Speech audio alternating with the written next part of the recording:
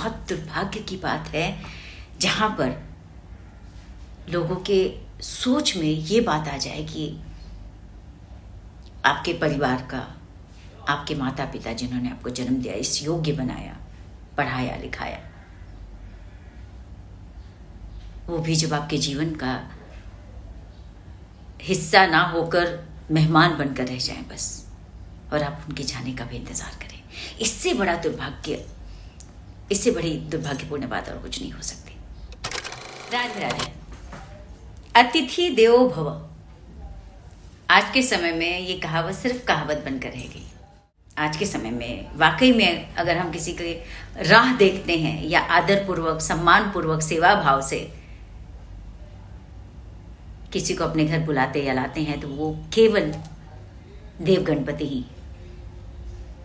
उन्हें भी लोग अपने अपने स्वेच्छा और समय के अनुसार लाते हैं अपने घर। कोई 1.5 दिन के लिए, कोई 5 दिन के लिए, कोई 7 दिन के लिए, तो कोई 10 दिन के लिए। ठीक भी है, अतिथि का धर्म भी है कि वो अपने घर वापस जाए या हम उन्हें वापस भेजें। सवाल ये नहीं है कि हमें अतिथि को वापस क्यों भेजना है, या हम क्यों नहीं चाहते कि वो लंबे समय तक हमारे साथ रहे, या वो सेवा भाव क्यों खत्म हो गया है। सवाल ये है कि हम आज के समय में अतिथि को बर्दाश्त क्यों नहीं कर पाते। उसके भी सभी के अपने अपने कारण हैं। महंगा शहर, छोटा घर, रोजमर्रा की भागदौड़, दौड़ती हुई जिंदगी की अपनी जरूरतें और अपनी जद्दोजहद, जिसके चलते शायद हम समय नहीं दे पाते। और हमें ऐसा लगता है कि कहीं हमारी बेइज्जती नहीं हो जाए, कहीं सामने वाला ये ना सोच ले, कहीं वो ना सोच ले। पर ये सोचना भूल जाते हैं कि जब तक वो हमारे साथ है, हमारे पास है, हमारे घर आता है, तब तक पूरी तरह से उसे ये महसूस करवाएं कि हम तन मन धन से उसके लिए उपस्थित हैं। पता नहीं, अभी भी ऐसा होता है कि पहले ज़माना ही, ऐसे कहूँगी मैं, पहले का समय तो नहीं, पर एक ज़माना हो गया जब घर के मुंडेर पर या खिड़की पर या घर के सामने कोई पेड़ पौधा है, उस पर बहुत देर तक अगर कौवा बोलने लग जाता था तो हम कहते थे कि कोई मेहमान आने वाला है, या कोई बाहर है तो कोई फ़ोन कॉल आने वाला है। आई रिमेम्बर हमारे घरों में तैयारी होकर रहती थी। छोटे शहरों में अभी भी ऐसा होता है कि कोई आने वाला हो और कोई अचानक से घर आ जाए तो थोड़ी मिठाई जरूर घर में रखो, कुछ नहीं तो गुड़ ही रखो पानी पिलाने के लिए, मुंह मीठा करने के लिए। अब ऐसा नहीं है। पहले के लोग ऐसा करते थे, क्योंकि पहले ना तो फ्लिपकार्ट था, ना जोमैटो था, ना ब्लिंकिट था। 1 कॉल अवे वाली सर्विसेज नहीं थी। पर हाँ, दिल से जरूर सेवा करने का भाव होता था। कोई दरवाजे पर अगर आ जाए, भले पड़ोस का ही क्यों ना हो, तो लोगों का ये भाव होता था कि वो बिना खाए नहीं जाए। और आज के समय में अगर किसी रिलेटिव का फोन आ जाए या वो आ जाए, तो सबसे पहले दिमाग में दुनिया भर के सवाल आ जाते हैं उसके घर पहुंचने से पहले कि पता नहीं क्या मुसीबत आने वाली। ऐसा लगता है न जाने ऐसे कितने सारे सुंदर एहसास छोटे छोटे हम खोते चले जा रहे हैं।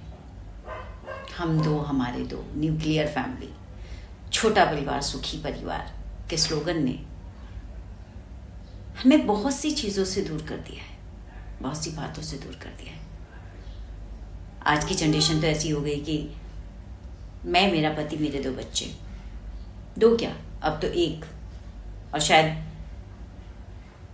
नए समय में ये भी हो जाएगा कि नहीं, हमें बच्चे भी नहीं चाहिए। एक नया ट्रेंड आ गया है मार्केट में, अपने एक्स जो है वो फ्रीज करवा दीजिए। कभी फ्यूचर में ऐसा लगा कि हमें माँ बाप बनना है, या हम फ्यूचर में कोई बच्चा प्लान करना चाहते हैं तो हम कर सकें।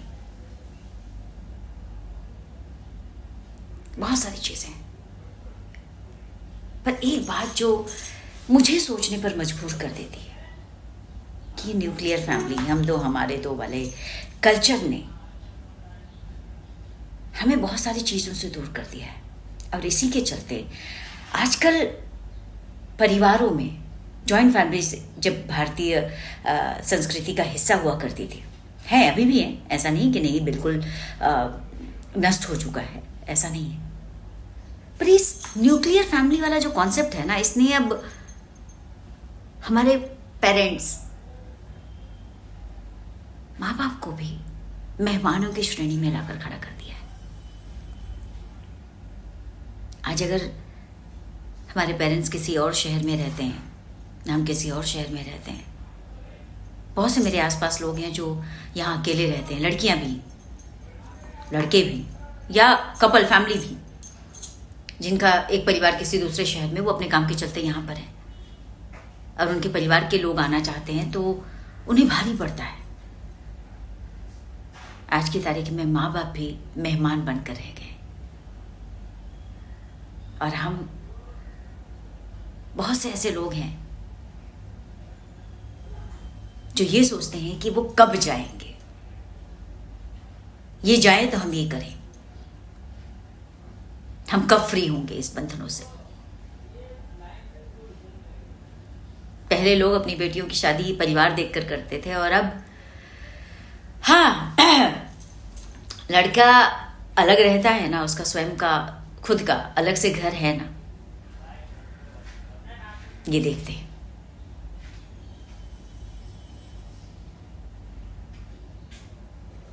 ये समाज के लिए और फ्यूचर के लिए बहुत बड़ा सवालिया निशान है, खासकर भारतीय संस्कृति में, जहां पर जॉइंट फैमिली, सामूहिक परिवार, बहुत सारे लोग इकट्ठे रहते थे।